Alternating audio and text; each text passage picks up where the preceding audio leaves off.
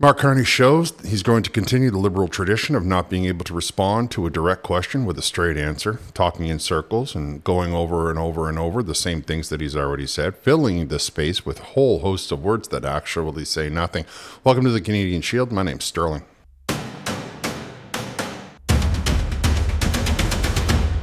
While visiting the Pope in Rome, Mark Carney was asked a couple of questions by the Canadian press corps, one of them on housing, a very important subject to Canadians, and one of them on the military, a very important subject to Canadians and many of our allies. Of course, he couldn't give a straight yes or no answer to the question, even though it was framed in such a way. And the amount of movement in the answer indicates to me that we're going up against many of the same things that we've already heard from the Liberal Party. Lots of words without actually saying anything, doing nothing while wasting lots of money. You want house prices to go down in Canada? I want house prices to be more affordable for Canadians. And let me explain that. It means a number of things. One, in the very short term, it means getting specific costs out of the price.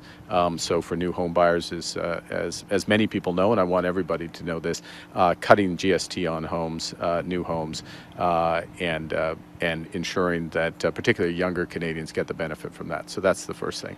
The second thing we want is to strip out, and we will do, put in place measures so to strip out, in fact, half the development charges for construction on homes. So again, another measure that in the near term will lower the cost of new-term homes, and those lower costs should be passed on to home buyers.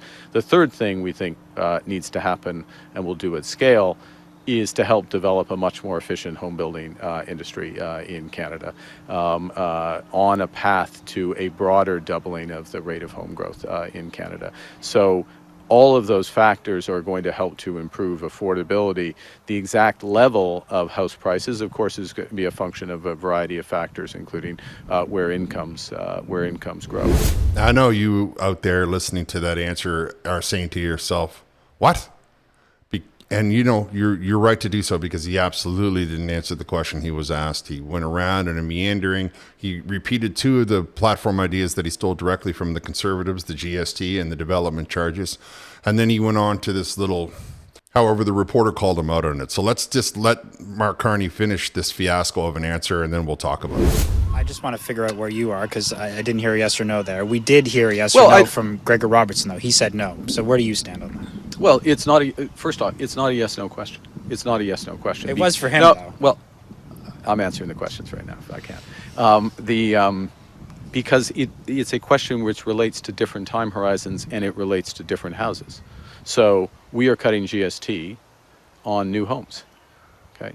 So that affects the price of new homes. That affects the cost, is a better way to put it. The all-in cost for people. It's up to $50,000 savings on the average home price. A little more than that, actually, if you look at the greater Toronto area. So there's significant savings for people. Measures to reduce development charges over the course of the next 5 years, for the next 5 years, cut those development charges in half. Those lower the cost for those homes that are built over the course of the next 5 years. Those savings will be passed on to people. The overall level of housing prices, though, is not so that amount of activity is not enough necessarily to affect the overall level of house price. It does affect those types of homes and people who can buy those types of homes.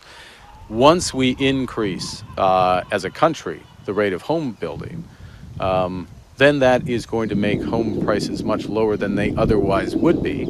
But that's a medium-term effect, and so that depends where house prices would have otherwise been at that point. So, look. All of the things that he said wrong there only show me that he's already working against himself, right? So what he's trying to tell you is not being supported by the reality on the ground. First of all, he said the same answer 2 times. And secondly, any question can be reduced to yes or no, just because you don't want to have to say a direct yes or no answer. Well, that's typical Liberal, isn't it? They're afraid to be committed to any answer. The GST was Pierre Poilievre's idea. The market cost, the half the cost being picked up by the federal government, Pierre Poilievre's idea. The modular housing is Mark Carney's idea, because he owns a modular housing company through Brookfield. And he believes in his mind that he can solve the problem by building high density in everybody's city. See, what he wants to do is take federal property in all of these cities, sell them to his friends, or excuse me, the highest bidder. Then they will take these modular houses out of these little factories. They figure they can put up a 6-story, whatever it is, units in 8 months. Unfortunately for Mark Carney, the problem is bigger than what he's looking at. So in his mind, he's like, oh, it's going to be to scale. It's going to be twice as fast. Well, we need 4 times as fast. And the idea that you're going to do that with a factory is beyond absurd. There's only small parts of the house that can be built inside of a factory. You're still going to need the code to come by and check all of the things that are connected. You're still going to need the sewer built in the road. You're not doing that in a factory. You're still going to need the foundation poured. You're not doing that in a factory. You're still going to need zoning for parking. You're not doing that in a factory. You are trying to tell yourself that you're going to hire 100 guys to build these houses, right? You're going to have, 10 guys travel with this, because the house will come together in slats, like prefabs. And they'll go on the back of a truck, and then 15 guys or whatever will follow in pickup trucks, right? So it's a big truck, and then it's, guys in pickup trucks who will just descend on some area. They'll hope that the excavator had done their job ahead of time, and then they'll just start screwing it together in all the right spots.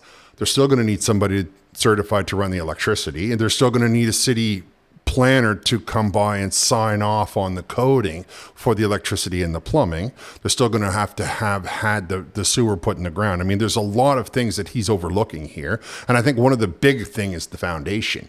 Many of the houses that he builds modular in the regions that they build modular, they don't have to pour a foundation. They just pour a pad. So you can pour a pad. Almost anybody can pour a pad. Pouring a foundation, though, is training. You need work. Like, you need to know what you're doing. You can I know it looks easy, right? You see the truck pull up and the cement pours down and it's a bunch of guys leaning on rakes, but I promise you there's way more to it than that. That's why those guys are always doing something, because it's very difficult work, and it takes skills. It's a skill. You need to know what you're doing. So I think that Mark Carney is overlooking that. I further believe that he's overlooking the idea that the way to stimulate the economy is to give work to everyone, not just the 50 guys that he's going to hire for every little company, every little where, right? So they're going to put out bids. What? They're going to haul in 4 or 5 guys from every little region. Meanwhile, if you just say to a guy, you know what, we removed all of the restrictions, you can go ahead and chop down those 75 trees and you can put up 15 houses as fast as you can, as long as they pass code. Now that developer is going to hire a contractor, and he's going to have 20 or 30 guys all working locally. They're all going to be following the same thing, but they're all going to be working locally. What Mark Carney wants to do is to monopolize the amount of lumber, who the lumber gets sold to, who the nails get sold to. It's going to be a fiasco. And you can tell that it's going to be a fiasco by the way that he can't answer a straight question. That's leaving aside all of the financial aspects, because young people don't buy new houses. Young people buy starter homes.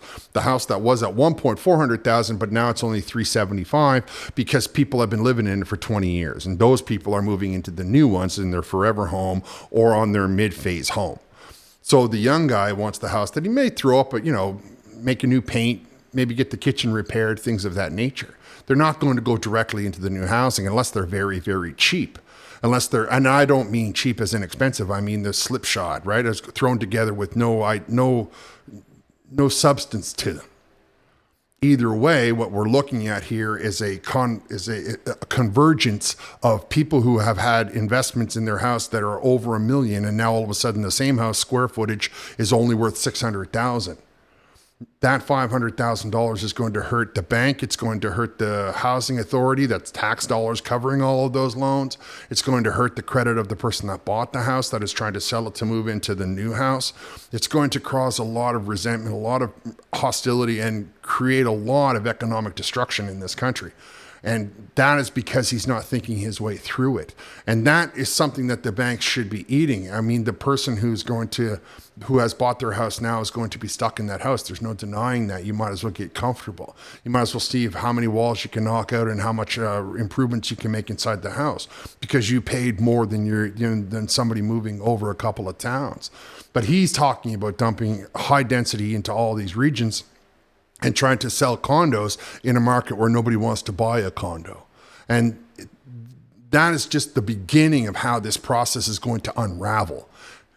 despite the fact that he tells himself he's an economic wizard, he doesn't seem to be aware of the realities on the ground of real estate development, finance, and I don't mean finance, I mean financing, right? The guy that lent you the money, the guy that, that pays the interest and all the rest of that.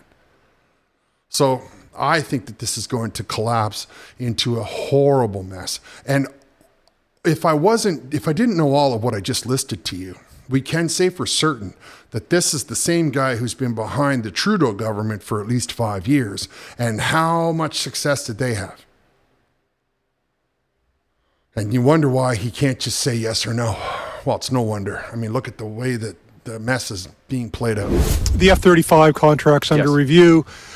First part of that question is, when will this review be completed, do you expect? And second, do you see any merit, Mr. Prime Minister, in splitting the contract between the F-35 and a European plane, if only to get into the European supply chain with defense R&D, just the pivot to Europe is what I'm saying. Okay, so I'll give you, in terms of, the review will take as long as it takes, is the short answer. And it will weigh factors, in very much a value for money question, but also industrial policy questions. I'm going to say it explicitly like that. How much of the value added of the plane is created in Canada? Also considerations about the longer term operating costs of those planes. And very importantly, as with any military, virtually any, I should say, military procurement, interoperability. How well does it work with our allies and how effective it is? And there are many things to recommend the F-35, to be clear, in those regards, including a potential willingness of the principal manufacturer to have more of the manufacturing and development in Canada for the back end of the contract, okay? So that's one aspect. And then we weigh it against alternatives, including the Saab Griffin would be a specific example. And looking at value for money, but those other factors, interoperability, longer term maintenance costs, the costs of running two planes at the same time. So a very comprehensive, deliberate review, but a sensible review when you're spending billions and billions of dollars. Let me just start by saying you can see all of a sudden how he has the ability to give a straight answer. Well, the short answer is, well, they take whatever they take. Because now he realizes that he doesn't have any idea the technical build behind a fighter jet. And he's like, well, we'll see how much of it gets made in Canada. Yeah, because what we do in Canada is a lot of development of raw minerals, raw materials. We take everything out of the ground. We make sure that we can build it and manufacture it inside of our own country. No. Actually, what we do, because we have had crazy people at the helm, is we take all of our resources and we sell them to a discount to the Americans, who then turn it into something really cool, like a jet fighter or a tank or wiring or, a computer board or any of 100 things I could think of that we don't make in Canada that Mark Carney and Stephen Guilbeault are dead set against. And somehow he wants to convince you that we're going to have an improved military by buying our military and having our resources shipped over to other countries and manufacturing the military, and then they're going to somehow manufacture it back to us. Of course, what has to happen, the military industrial complex in Canada has to take off. It has to begin. It has to start. This guy's not going to be the guy to do that. And then he's like, well, we're going to have to see which one is better. Maybe we'll go look at the Saab. I mean, I don't know why we won't build our own plane is the question that we need to be asking ourselves. If you're going to be asking for value-added parts after so far down the line, and you're going to be asking for all of these things, or you're going to be looking at it in the contract, then there's absolutely no reason for us to not manufacture our own fighter jet. And that's really what we have to be doing. Because when you buy fighter jets from other countries, they never give you the fighter jet in the same pristine condition that they have it on their own. Don't be fooled. When you get the American jets, they don't sell you the wicked cool weapons. They sell you weapons that are wicked cool. But if for whatever reason you were ever to come up against their jets, the same exact jet, their jet has the way better stuff. That's just the smart idea. And in the Saab, which is Sweden, if we were to come up against them, they would have the way better weapons. Or the radar, or, whatever it happens to be, they would have the better stuff. And that's kind of something one of the reasons that many countries develop their own jets. And a lot of countries develop their own jets. So I don't know why we would be worried about not building them ourselves. You see, that's the problem with the Liberal government. They're very narrow-minded and they're very short-sighted. So they want everything to stay the same, and they want you to believe that they're making progress. Obviously, because he's like, well, we're going to do this and then we might do that. And well, the contract takes what it takes. Even though during the campaign, it was, we're looking at those F-35 contracts because that Mr. Trump is a big mean meanie and we're going to blah, blah, blah. And everybody remembers the way that he tried to play this up as if he wasn't going to be buying American. Now, all of a sudden, it's, well, we're going to have a look at it. What I love is that when we signed the contract, we didn't do a deep dive into this F-35s. So we already haven't had a comprehensive look. Can't we just look at the comprehensive look instead of trying to actually, come on, man, let's get down to business here instead of stalls and delays and kicking everything down the road. That's the problem with the Liberal government. Everything is going to be down the road. That's why we've gotten to this mess so far.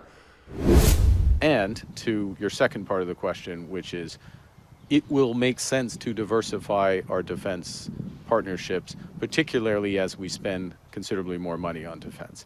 As you, I'm sure, know, about 75 cents on the dollar of all our capital defense spending goes to the United States.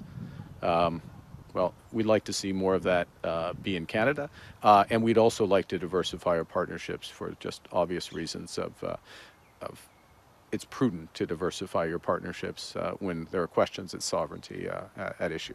Now, we have an opportunity now, and we've been pursuing this, and it was part of my discussions with, for example, President von der Leyen last evening, again, and with the major countries in Europe, if I can put it that way, a possibility to become a partner of what's called Rearm Europe, which I'm sure you're following, which is the big increase in defense procurement. So if we become a partner of that, then we are effectively inside the European fence, as they are in ours, in terms of defense partnership. And that's independent of the F-35 decision. So if I can bring those strands together, look, very deliberate, prudent, looking at all factors, review on the F-35. We'll take as long as we need, not any more. But the general premise of your question, which is it desirable to diversify our partners? Absolutely. Are we pursuing that? Absolutely. Well, did you catch all the cope that was coming out of him there? That was all designed for the Canadian audience to try to make you think that he's somehow going to be Mr. I got all of this under control kind of stuff. He has no idea what he's doing. The only thing he knows about firearms is what the security staff around him can tell him. He has no idea how these weapons work. He doesn't understand the man on the ground. You can be sure of that.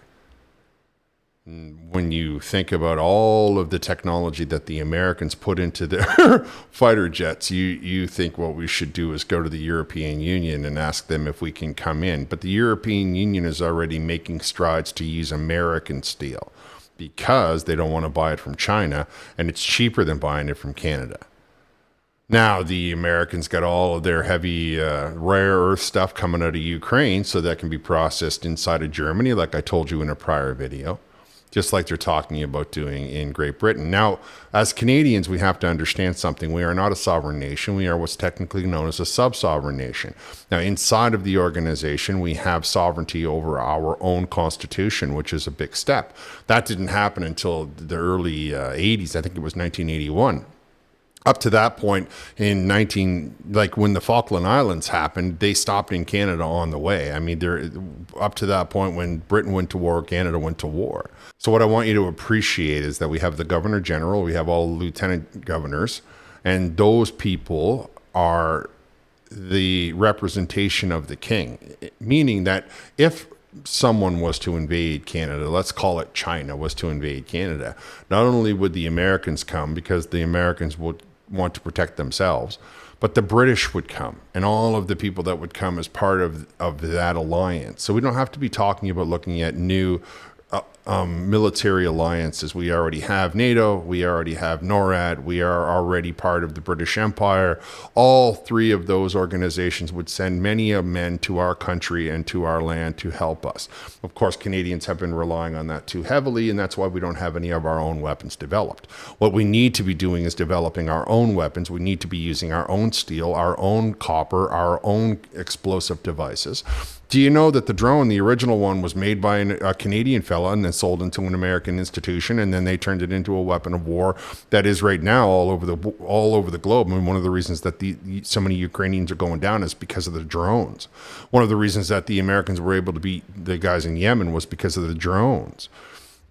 The Chinese are doing wicked things with the drones. I mean, they're not necessarily doing them in military, like when you watch them on the internet there. It's really cool designs and stuff with like 500 drones at one time.